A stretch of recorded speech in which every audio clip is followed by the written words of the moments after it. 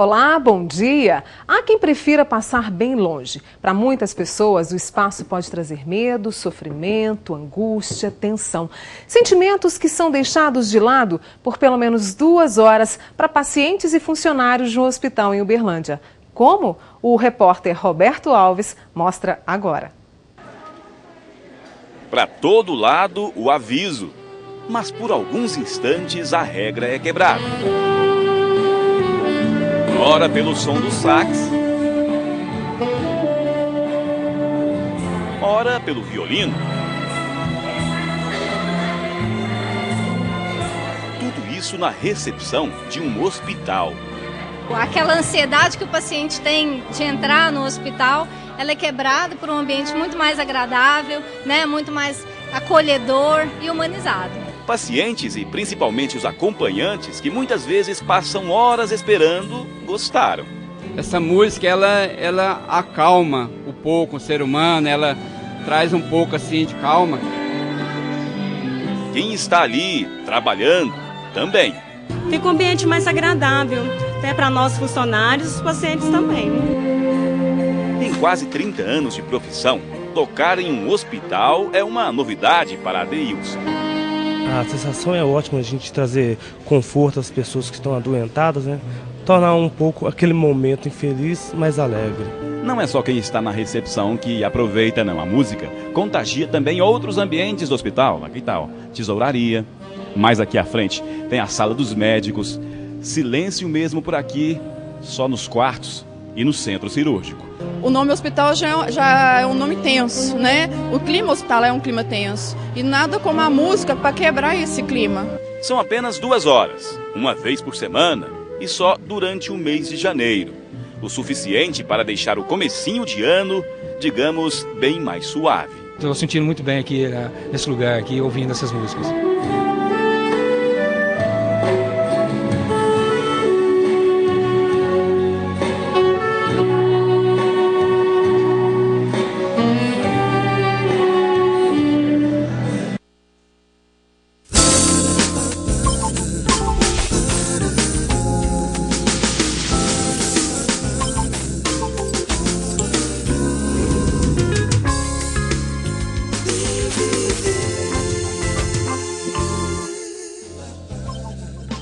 Música faz muito bem. De repente, a calça aperta, não fecha de jeito nenhum. De um dia para o outro, você percebe que o peso aumentou 2, 3 quilos. Gordura? Não, pode ser a retenção de líquido. E esse é o nosso tema de hoje. Comigo aqui no estúdio, a endocrinologista Maria Regina Gasparim e o angiologista Dr. Marcondes Figueiredo. Olha, chegaram perguntas durante a semana, o pessoal está achando aí que está um bocadinho inchado, viu? Vamos explicar, para começar, Dr. Marcondes, Maria Regina, o que é essa danada da retenção de líquidos? Existem 2 situações fisiológicas para retenção de líquido. Uma é a gravidez, que há uma retenção natural, porque pelo recebimento do neném, então a mulher fica embebida, né? Ela incha como um todo, é natural. E existe a retenção da menstruação. A TPM. A TPM. Na semana que precede o fluxo menstrual, há um acúmulo do hormônio chamado progesterona. E com isso há uma retenção hídrica. E essas 2 situações acabam, uma com o neném nascendo e a outra com a menstruação vindo, né? Uhum. Essas são as situações de retenção hídrica fisiológicas do organismo, né? E existem as retenções patológicas. Quais são elas, Maria Regina? Então, é que sempre quando o paciente queixa de retenção hídrica, que a gente fala que é o inchaço, legalmente falando o enxume, ou edema, que nós falamos, a gente tem que fazer uma avaliação clínica histórica do paciente.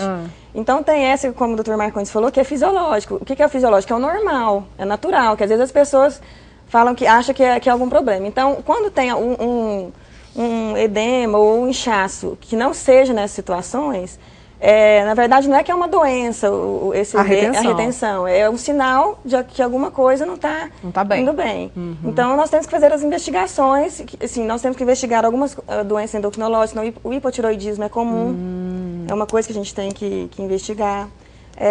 Alguma doença no fígado, então cirrose ou uma insuficiência hepática. Porque o fígado produz proteínas, a principal delas é a albumina, que faz com que o líquido fique dentro da circulação, não extravase. Eu tenho aqui a pergunta da Carolina Lopes, que acompanha o Bem Viver, inclusive pelo Twitter, e ela pergunta o seguinte: problemas renais podem causar o inchaço? Podem levar ao inchaço? Pode. Quer dizer, o inchaço pode ser um sinal de que há problema? Pode. Então, tem algumas situações, então, na insuficiência renal, ou situações, por exemplo, a nefropatia diabética, que você perde muito essa albumina, essa proteína, então pode ter o edema. Síndrome nefrótica, síndrome nefrítica. Então, não são todos os problemas renais, mas algumas situações de alteração renal, que é uma das coisas que a gente tem que investigar, pode dar retenção hídrica, sim. E que nada que um bom clínico, num exame, de uma consulta, perceba às vezes as pessoas que é uma retenção hídrica por insuficiência renal. Às vezes, com a conversa com o paciente, com o exame físico, dá para a gente descartar que seja por alteração Veja renal. bem, Mônica, o corpo é composto de 70% de água. Sim. Então, essa história de retenção hídrica, quer dizer, nós já temos 70% de água no corpo. Quando há uma retenção no nosso organismo, o corpo dá um grito, né? Ou você sente uma dor, ou você passa a urinar menos. Enfim, a retenção hídrica, ela não acontece assim por acaso. Não é uma coisa que a pessoa fala, eu tenho retenção hídrica, por isso que eu sou obeso. Absolutamente. A obesidade vem por outra razão. Por falar nisso, eu tenho aqui uma pergunta da Tainá Neves, também pelo Twitter. E ela me contou o seguinte: ela engordou 6 quilos nos últimos 4 meses. Foi ao endócrino, mas mesmo com a dieta, ela só emagreceu 2 quilos. Como é que ela descobre se é inchaço, se realmente é o excesso de peso? Tem que ter um pouquinho de paciência. Qual a orientação para ela, Maria Regina? Então, não dá para a gente avaliar assim. A gente tem que ver assim, o valor calórico da dieta que foi prescrita, se ela está fazendo atividade física. Que ajuda bastante. Que ajuda, entendeu? Então, tem que ver como um todo. Tem que ver o exame físico. Então, é difícil falar assim, a gente está vendo a paciente aqui. Mas, assim, às vezes as pessoas têm pressa de querer perder peso muito rápido. Acho que tem a questão individual de cada um, de ter um time de perder esse peso. E assim, o saudável, na verdade, não é você perder muito peso de uma vez. Às vezes você vai perdendo aos poucos. De repente ela está fazendo uma atividade física, não está perdendo peso na balança, mas está ganhando massa muscular e perdendo gordura. Então, às vezes as pessoas têm pressa, quer perder assim, 6 quilos de uma vez e, na verdade, se ela for perdendo isso ao longo do tempo, fazendo uma atividade física, é uma perda saudável, considerável. Eu quero puxar aí, doutor Marcondes, para saber o seguinte: existe algum truque caseiro? Porque tem gente que pensa, aperta a pele da perna que você vai ver se está inchado ou não. Na verdade, as pessoas querem as coisas imediatamente, né? Então, a automedicação hoje é um erro grave. Por exemplo, tomar diurético. A população em geral sabe que se você beber diurético, você vai urinar mais, você vai eliminar mais líquido, né? Mas beber diurético por conta própria é um erro grave. Você naturalmente vai perder, às vezes, 1 ou 2 quilos, porque tomou de líquido, mas aquilo pode te dar cãibra, tontura, cefaleia, tem uma série de efeitos colaterais. Às vezes o próprio uso crônico do diurético pode desencadear o edema depois. Olha, tá aí o alerta. alerta. Esse é um erro também. Então tem as indicações precisas para usar o diurético. Não vai comprando à toa aí, não. Olha o recado dos médicos. Eu tenho aqui a Camila de Uberlândia, né, e a Mariane Moraes de Uberaba. Ambas querem saber se o anticoncepcional pode levar a um inchaço. O anticoncepcional é um hormônio, né? Como todo hormônio, naturalmente pode haver retenção de líquido. Eles podem levar ao inchaço. Existe assim, classes de anticoncepcionais. Então, hoje em dia tem anticoncepcionais com baixas dosagens. Então, aqueles que têm mais progesterona é o que faz a pessoa edemaciar mais, ter mais inchaço. Né? Aí, assim, tem muitas pessoas que às vezes usam também o anticoncepcional sem interromper, sem menstruar. Tem aquilo que a gente fala, às vezes acaba proporcionando mais edema, que é o que o Marcondes falou. Quando você menstrua, diminui esse inchaço também. Agora, roupas apertadas também podem provocar o inchaço? Não é adequado a pessoa ficar usando roupas muito apertadas, principalmente no trabalho, né? Você fica sentado o dia todo com aquela roupa apertada. Isso pode provocar o quê? Pode provocar um problema no retorno do sangue que ele faz do membro inferior. Veja bem, você já está sentado durante 8 horas. Sem uma atividade normal, fica andando dentro do escritório. E você está usando uma calça muito apertada, quer dizer, natural que o pé, às vezes, inche. A sandália fica uma marca, porque aquela calça está muito apertada.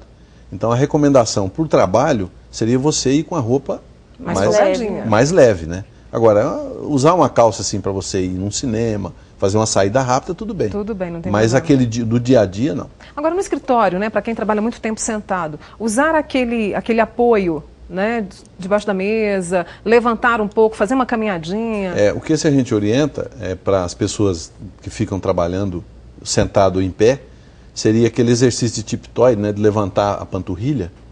Ah, sim. De 2 em 2 horas fazer 10 movimentos daquele. Fica em pé e levanta o pé. Fica em pé e tenta levantar o corpo na ponta do pé. Certo. Ficar na ponta do pé durante 10 vezes. E, naturalmente, aquele que você falou de colocar o pé, o apoio, isso. é bom para conforto, né? Porque dá um conforto porque não fica com a perna... Exatamente assim. Você fica com ela mais fletida, né? E aquilo te dá